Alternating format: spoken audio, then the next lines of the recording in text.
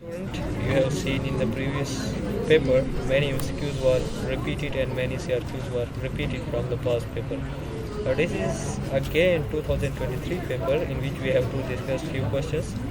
The first question is draw the structure of iron with following features. The iron is having minus 3 charge and its atomic number is 15, so it means we have to draw first 15 protons are there and nuclear number is 31. It means 61 there are 16 there are neutrons. So proton के number को देख के हम electron draw करते हैं. Like there are 15, तो first shell में 2 गए, सेकंड शेल में फिर 8 और फिर थर्ड शेल में जितने बचते 5 गए. एंड देन उसके बाद -3 भी है. -3 मीन्स इट इज़ एन आइन एंड -3 मीन्स उसने इलेक्ट्रॉन 3 गेन किया हुआ है. सो लास्ट शेल में जो 5 थे उनके साथ हम 3 मज़ीद इलेक्ट्रॉन अगर हम ऐड करेंगे तो फिर ये आइन कंप्लीट हो जाएगा. So in the last shell again we are having 8 electrons, in the second shell again we are having 8 electron and in the first shell we are having 2 electron, and this is an ion because it has gained 3 electron, that is why it's having minus charge. So I hope you get that point.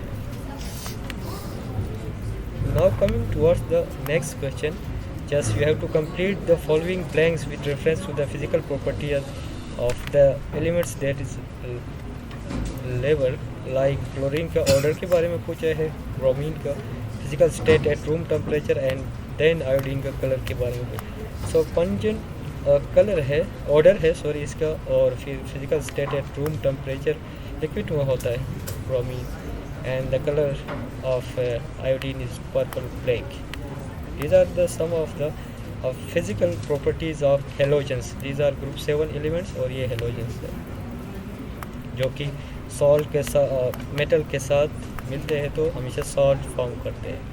When ammonium chloride NH4 is heated in test tube, it's results in the formation of ammonia and hydrogen chloride gases. The fumes gases are ये atomic number का given है क्योंकि हमें मास molecular mass calculate करने में ये helpful करेगा. Name the process that allows the movement of gas along the test tube. Of course the diffusion gases का जो from higher concentration to lower concentration जब मूवमेंट होती है तो उसको हम क्या कहते हैं, डिफ्यूजन कहते हैं. और इनमें से फिर विच गैस अमोनिया और hydrogen chloride will travel at faster speed. Of course it depends upon the molecular mass. We have to calculate the molecular mass of NH3 and HCl. जैसे NH3 का nitrogen का 14 है, 3 hydrogen का है, तो total मिला के 17, बट हाइड्रोजन क्लोराइड HCl का 35 + 1 करने से ऑलमोस्ट 36 बचा है. So it means that ammonia gas will travel faster because ammonia has lower molecular mass. That means hydrogen than hydrogen chloride. Gas which has higher molecular means diffuse rapidly, less जिनका molecular mass होगा वो जल्दी बाहर आएगा test tube से. जैसे कि आप 2 बंदों के दरमियान रनिंग करवाते हैं जिनका मोलिकुलर मास ज़्यादा है, जिनका वेट ज़्यादा है तो वो स्लोली आएंगे, और जिनका मास कम है जाहिर सी बात है वो फिर उसी हिसाब से जल्दी निकलेंगे. So ammonia gas will travel faster as compared to this, और रीज़न यही है कि उसका मोलिकुलर मास ज़्यादा है. So you can see again this is the answer. Better response यही है. And the piece of ignition ribbon is heat. It turns with dazzling white light. The combination of magnesium with oxygen products white substance. Identify the element that has the symbol of Mg. Of course Mg is the symbol of magnesium. Write a balanced chemical equation to show the given reaction. Magnesium का आपने oxygen के साथ reaction करवाना है. And what type of bond is form in the product of this. Of course metal non metal के बीच में हमेशा एक आयनिक बॉन्ड ही होता है. सो आयनिक कंपाउंड फॉर्म होता है, बॉन्ड आयनिक, जैसे कि Mg+O2 2Mg को बैलेंस करना है. O2 हमेशा मोलिकुलर फॉर्म में गैस को O2 लेते हैं सिवाय नोबल गैसेस के.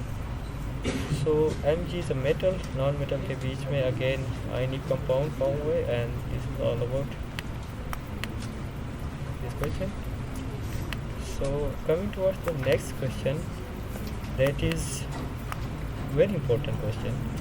लाइक आपने एम्पेरिकल फार्मूला कैलकुलेट करना है. एम्पेरिकल फार्मूले से फिर आपने मॉलिक्यूलर फार्मूला भी निकालना है. तो एम्पेरिकल फार्मूला में देखिए जो जिस एलिमेंट जितने भी एलिमेंट्स का परसेंटेज आपको गिवन है उनको आपने मॉलिक्यूलर उनके मास नंबर से डिवाइड करना है. जैसे 80 है, 20 है, 20 will be divided with 1, 80 will be divided with 12 because mass of carbon is 12. उसके बाद हमने n जो निकालते थे क्या होता था, n into empirical formula where n is equal to molecular mass divided by empirical formula mass. So first we will calculate the empirical formula. 80 divided by 12 that is 6.66, 20 divided by 1 that is 20. Simplest number इसमें smaller number क्या है 6.66 और 20 में 6.66 है तो दोनों side को हमने डिवाइड किया. 6.66 डिवाइड बाई 6.66 करने से 1 आ गया और 20 डिवाइड बाई 6.6 करने से 3. पॉइंट में कुछ आया तो इंटीजर वैल्यू हम 3 ले रहे हैं. और यहाँ पे एक कार्बन के लिए कितने हाइड्रोजन चाहिए, 3 हाइड्रोजन चाहिए. This is the simplest ratio between these elements. Empirical formula actual number of atoms नहीं बताते बल्कि ये simplest ratio between the atom.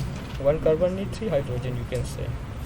Molecular formula given था वहाँ पे और मॉलिक्यूलर फार्मूला मास वहाँ पे गिवन है क्वेश्चन में. हमने एम्पिरिकल फार्मूला मास यहाँ पे कैलकुलेट करना है. इधर मॉलिक्यूलर फार्मूला जो है ये एम्पिरिकल फार्मूला है. कार्बन हाइड्रोजन के 3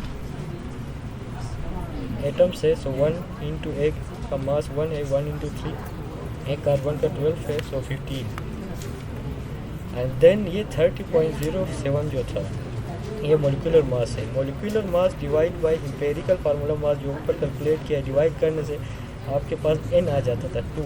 n इंटू एम्पिरिकल फार्मूला ये 2 कैलकुलेट होने के बाद 2 को एम्पिरिकल फार्मूले के साथ अगर हम मल्टीप्लाई करते हैं तो ये हमारे पास मॉलिक्यूलर फार्मूला कैलकुलेट हो गया जो कि C2H6 2 carbon and then there are 6 hydrogen. This is the molecular formula.